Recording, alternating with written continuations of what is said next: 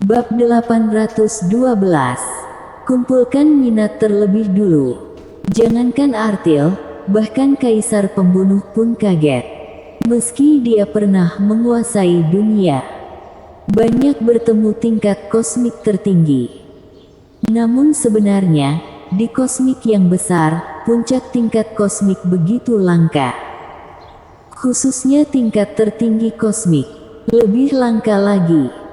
Sebelumnya, gadis yang menguasai hukum kebangkitan, setidaknya merupakan tingkat makhluk tertinggi di kosmik.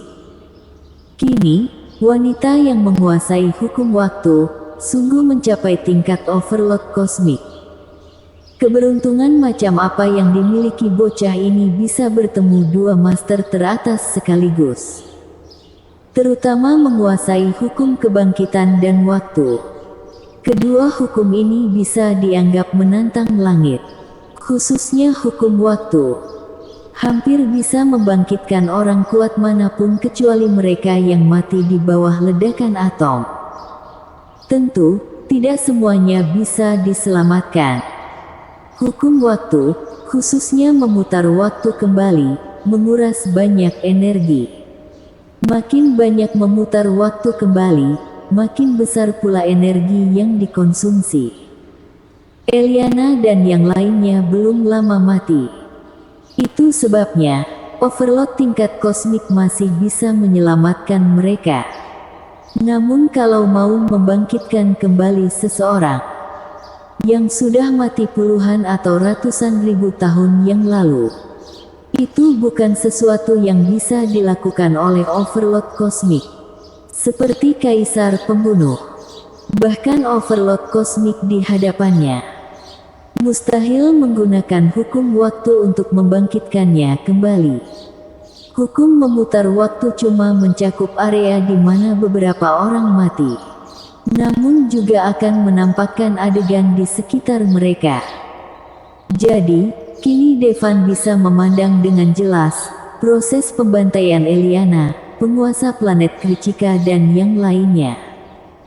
Eliana dipukul hingga hancur berkeping-keping oleh Artil dengan satu serangan. Penguasa planet Kricika, penguasa planet Kalupus dan penguasa planet Jauza juga demikian. Menyaksikan adegan tersebut, ekspresi Devan langsung suram. Artil bergidik. Betapa mengerikan keberadaan overload kosmik. Artinya, klan Rezan cuma punya satu makhluk tertinggi kosmik. Wanita itu sendiri bisa menghabisi orang-orang klan Rezan. Apalagi masih ada monyet yang memegang tongkat. Dan sekelompok orang yang memancarkan fluktuasi energi mengerikan. Orang-orang ini, mereka semua ada di tingkat puncak kosmik. Dan ini bukan tingkat puncak kosmik biasa. Sebelumnya Artil masih cukup tenang karena dia sudah mengirim pesan ke klan. Cuma perlu menunggu sampai orang kuat dari klan tiba, menyelamatkannya. Namun kini, Artil begitu takut. Begitu mereka tiba, berapa banyak yang akan mati. Namun kini Artil tidak punya peluang untuk memberitahu klannya. Apa yang harus dia lakukan? Apa yang bisa dia lakukan? Kini, yang ditakutkan Artil bukanlah kematiannya sendiri. Namun takut akan kemusnahan klan Rezan. Artil sudah ada di kosmik selama ratusan ribu tahun. Keturunannya, setidaknya ratusan juta orang. Tidak menduga kalau klan Heteran punya hubungan dengan master sebesar ini. Akhirnya, waktu berhenti mundur. Eliana, penguasa planet Kricika, penguasa planet Jauza dan penguasa planet Kalupus, semuanya hidup kembali. Ada apa? Aku merasakan energi pemutaran waktu. Mata indah penguasa planet Kricika tampak linglung. Hukum yang begitu kuat seperti pemutaran waktu, setidaknya cuma bisa dilakukan oleh overload kosmik. Dia jelas sudah hancur berkeping-keping barusan. Bahkan jiwanya pun hancur. Tidak ada peluang untuk selamat. Cuma ada satu cara untuk menyelamatkannya, yaitu overload kosmik yang menguasai hukum waktu, memutar waktu kembali untuk membangkitkannya. Namun overload kosmik begitu langka. Apalagi overload kosmik yang menguasai hukum waktu. Sekalipun di sini kebetulan ada overload kosmik, apa dia mau menggunakan hukum waktu untuk seorang paragon kosmik? Bukan cuma penguasa planet Kricika, mata indah penguasa planet Jauza juga penuh keheranan. Tentu saja mereka tahu apa yang terjadi. Seorang overlord kosmik bertindak menggunakan hukum waktu untuk membangkitkan mereka. Sungguh hukum yang menakjubkan.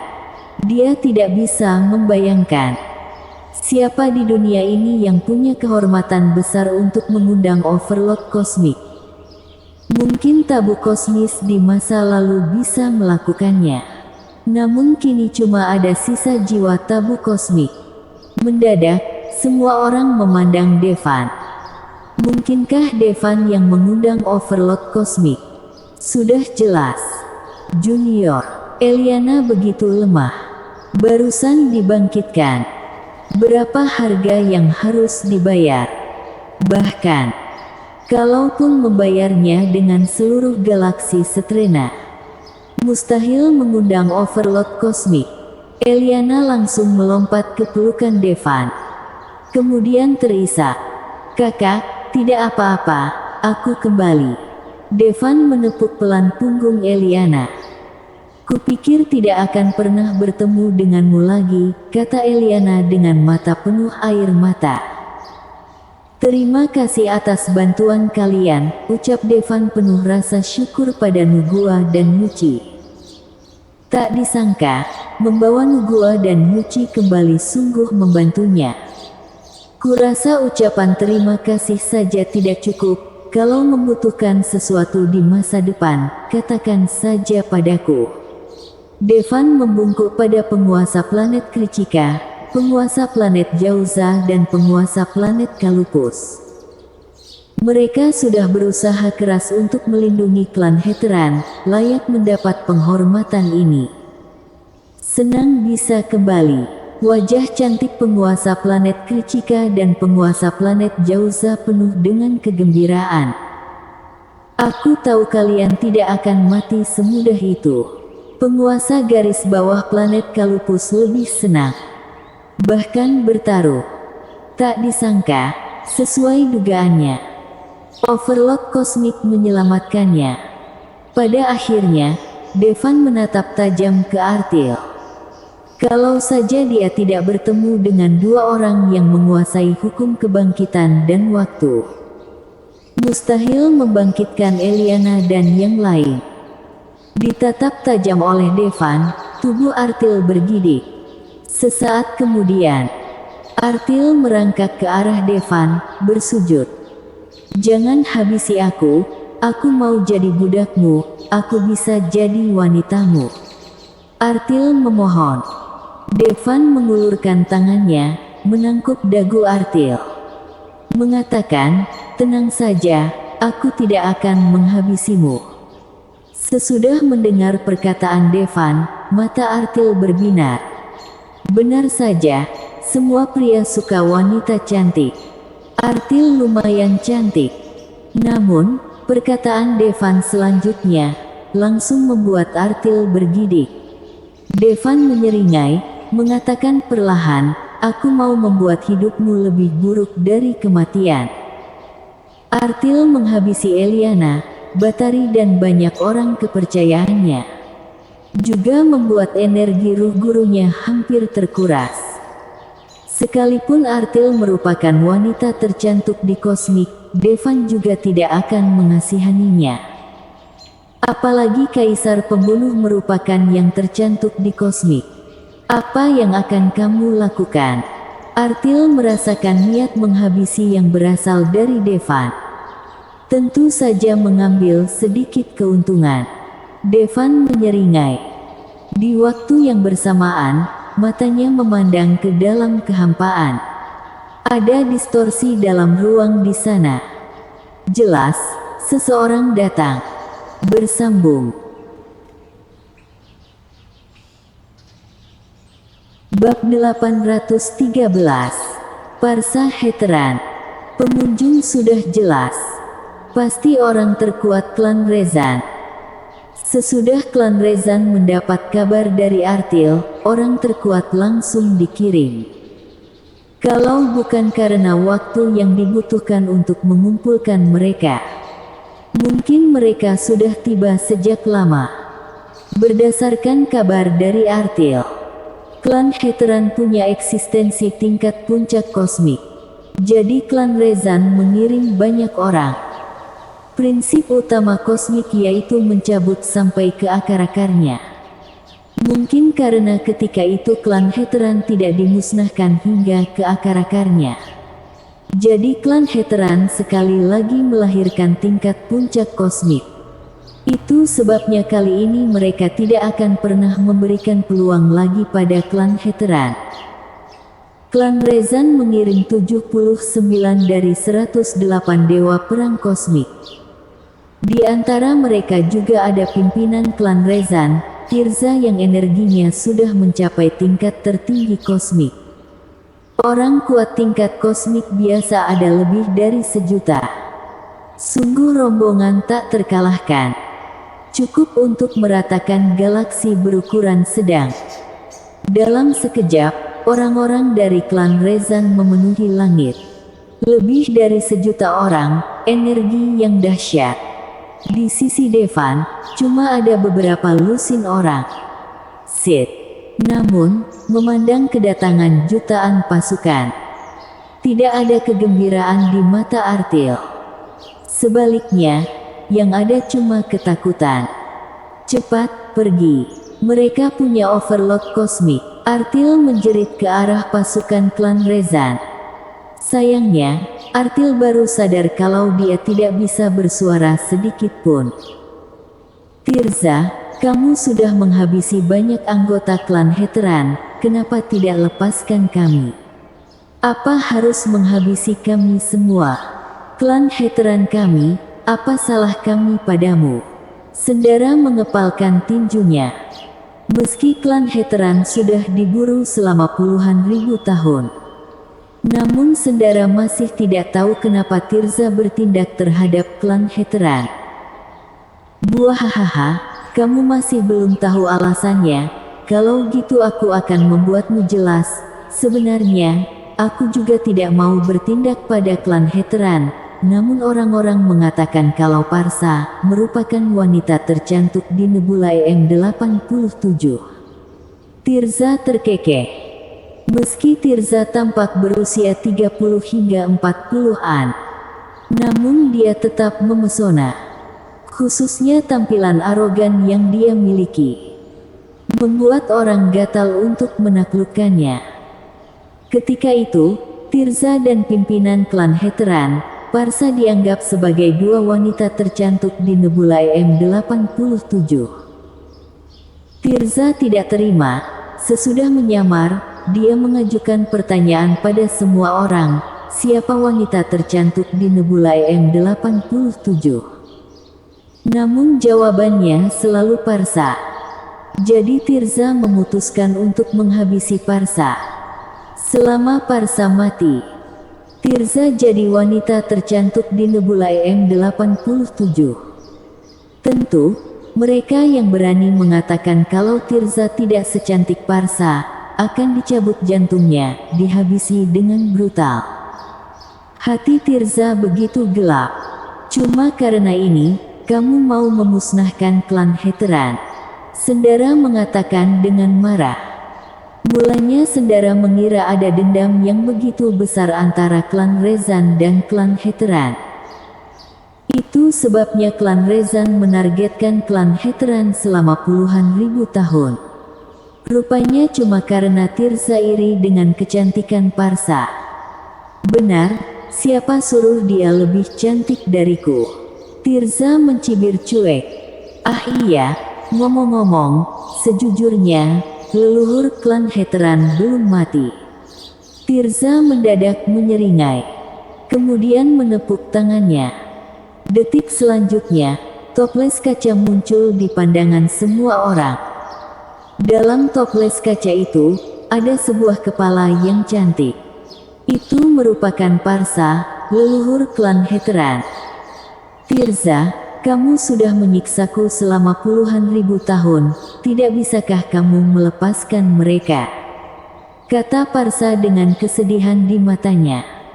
Menyaksikan semua ini, orang-orang klan Heteran terpana. Tirza sungguh kejam, menghabisi sesukanya. Bahkan memenggal kepala Parsa, menyimpannya puluhan ribu tahun di dalam toples. Bebaskan leluhur. Orang-orang klan Heteran menjerit dengan geram pada Tirza. Hahaha. Sekumpulan anjing liar berani membentakku. Tirza menyuruh orang menempatkan toples kaca berisi kepala Parsa di belakangnya. Kemudian menggunakan toples kaca itu sebagai kursi dan mendudukinya. Jelas sengaja menghina leluhur klan Heteran. Kini, orang-orang klan Heteran juga merasa terhina. Mau segera bertempur dengan klan Rezan. Tirza, selama kamu melepaskan klan Heteran, aku bersedia melakukan apa saja. Kata Parsa dengan sedih. Puluhan ribu tahun sudah berlalu, Parsa pikir klannya sudah lama musnah. Rupanya masih ada satu kelompok yang tersisa. Namun anggota kelompok yang tersisa ini akan segera dimusnahkan.